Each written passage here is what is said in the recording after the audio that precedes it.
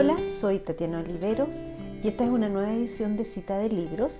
Esta vez voy a comentar el libro Algunos fantasmas chinos. Este libro es de Lafcadio Hearn, es un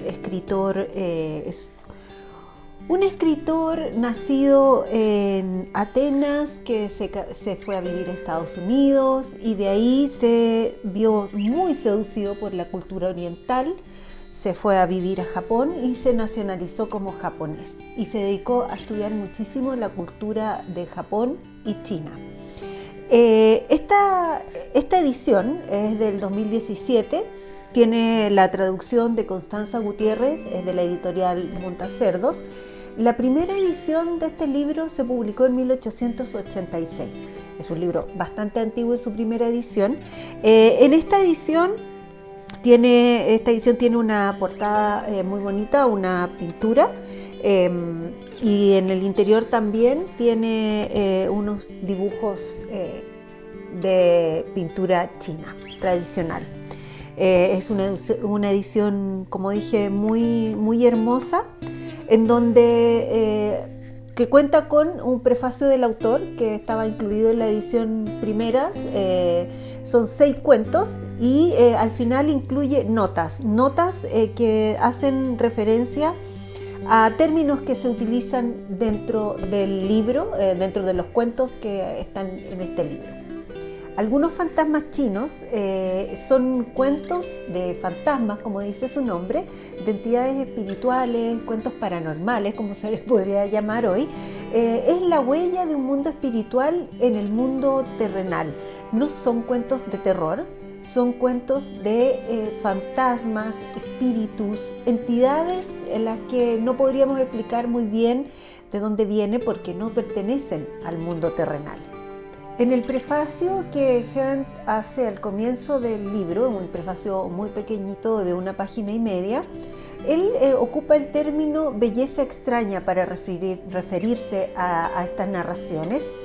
Y eso es muy particular porque precisamente era algo desconocido para el mundo occidental, no totalmente, pero bastante desconocido, este tipo de narraciones asociadas a fantasmas, al mundo paranormal.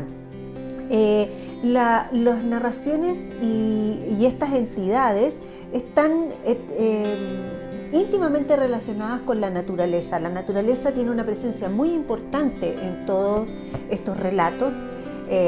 Los bosques, los árboles, los ríos, el entorno natural, la geografía, son muy importantes para la construcción de estos relatos. Las entidades que aparecen en estos relatos, que se relacionan generalmente con los humanos de alguna u otra forma, son entidades que, por ejemplo, quedan atrapadas en objetos o acuden en ayuda de alguien, se le aparecen a alguien para entregarle respuestas o para apoyarlo o ayudarlo en un problema. Los cuentos están fuertemente ligados a una lección moral, a una enseñanza, a una forma de comportamiento. Son bastante éticos en ese sentido, entregan lecciones, son una especie de fábulas asociadas al mundo de lo paranormal. Su estructura narrativa es bastante tradicional, con una narración que puede dar pocas sorpresas en relación a cómo está estructurado, en relación también a lo que hoy conocemos como cuentos de fantasmas o de fantasía. Aquí no, es una narración más tradicional, pero también no por eso no deja de tener sorpresas y no deja de entregarnos muchos datos muy importantes sobre la sociedad, que también es lo que busca un poco este cuento, porque cada cuento explica en qué dinastía vivían los personajes, dónde vivían, cómo era la estructura social. Son cortitos, pero todo eso se explica en cada cuento, entonces entregan mucha información sobre el contexto social, político y natural geográfico en donde ocurría cada uno de estos cuentos. Uno de los relatos que me pareció más bonito de este libro es la leyenda de Xinú. La belleza de este relato me parece que reside en su estructura narrativa porque se diferencia un poco del resto de los cuentos, en el sentido en que el final de la historia le da sentido al relato completo y devela que en el inicio de la narración había señales y signos que cobran sentido con el desenlace. Al terminar el relato se entrega se aclara la totalidad de la historia. Y eso me recordó mucho a los relatos actuales y cómo fueron evolucionando los relatos de terror, de fantasma, de misterio, de fantasía también. Entonces, en ese sentido, la leyenda de Xi-Nu es un poco sorprendente dentro de la estructura de los relatos en general que tiene este libro. La leyenda de Xi-Nu cuenta la historia de un hombre que al perder a su padre queda huérfano, ya que su madre había muerto cuando él era muy pequeño, y al no tener muchos recursos, él decide vender su libertad para convertirse en esclavo y con ese dinero poder financiar el funeral de su padre y la tumba que él cree que su padre merece. Su única alegría es poder rendirle tributo a su padre cada año en su tumba y en su mausoleo, que construyó con el dinero que consiguió.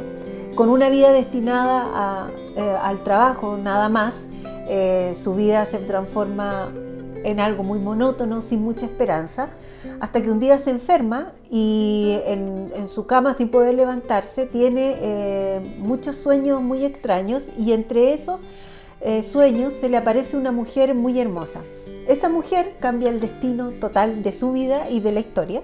No voy a contar el final, pero en ese sentido me refería que es un relato que se diferencia un poco de los demás. Tiene un hecho intermedio que cambia todo el destino, y finalmente, cuando termina la historia, se entregan detalles que aclaran muchas situaciones de lo que sucede en este cuento. Como dije, también es un ejemplo de lo que mencioné anteriormente, de que son cuentos aleccionadores en el sentido en que la importancia de rendirle tributo a los padres en China es fundamental, y en este cuento se devela eso como un hecho primordial.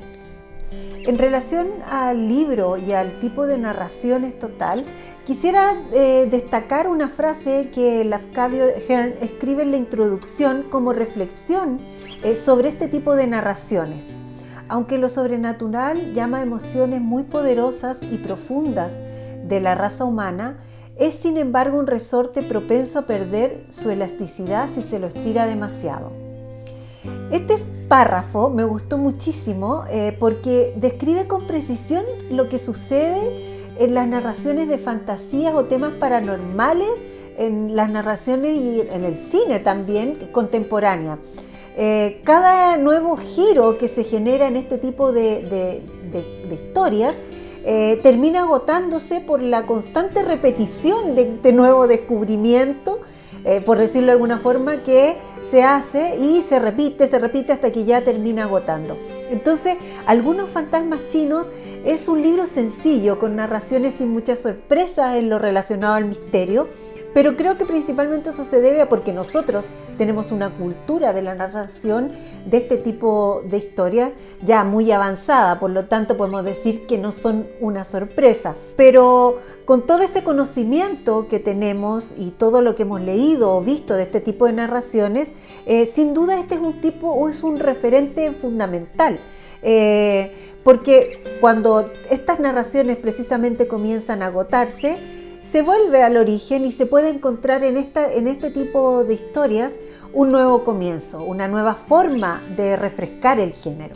Hearn entendió que en la extraña belleza que tienen estas narraciones chinas se puede acceder a un conocimiento y a la historia de una cultura, y eso es lo que para él es fundamental y lo que lo hace interesante y lo que lo hace atractivo a este libro.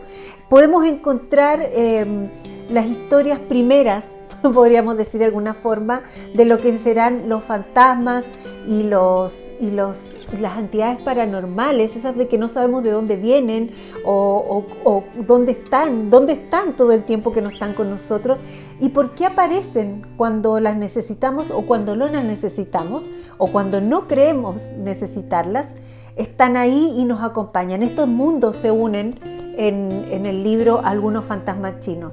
Lo terrenal, lo lo humano se une con lo desconocido, con lo espiritual y también con la naturaleza. Esa es la gracia de algunos fantasmas chinos.